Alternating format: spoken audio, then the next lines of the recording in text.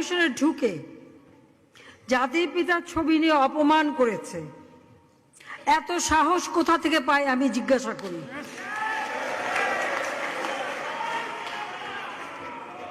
আমি জানি না আমাদের হাই কমিশনার এখন কারা বসেছিল এবং তারা সেখানে কিছুই করতে পারলো না কেন, সেটাও বড় প্রশ্ন।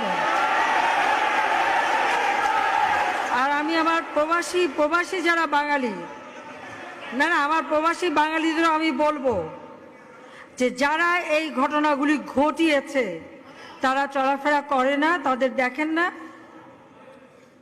যে হাত দিয়ে জাতির পিতার ওই ছবি নিয়ে তারা ভেঙেছে, তাদের যা উপযুক্ত করা উচিত সেটা করতে হবে। কারণ জাতির পিতার নাম মুছে ফেলার চেষ্টা করা হয়েছিল, তো তারিখ যেহেতু দূরের কথা, ওর বাপ তো চেষ্টা করেছিল এই নাম মুছতে, ওর বাপও চেষ্টা করেছে, মাও চেষ্টা করেছে। তারা কি পেয়েছে নাম মুছতে? পারে নাই। ইতিহাস কখনো কেউ চাপা দিতে পারে না।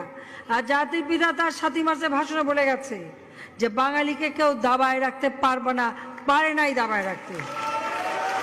তা আজকে এত বড় দুঃসাহস হয়ে যায়।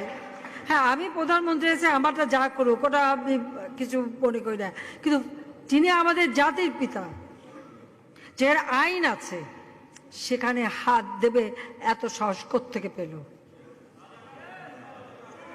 তারেক যে ভুলে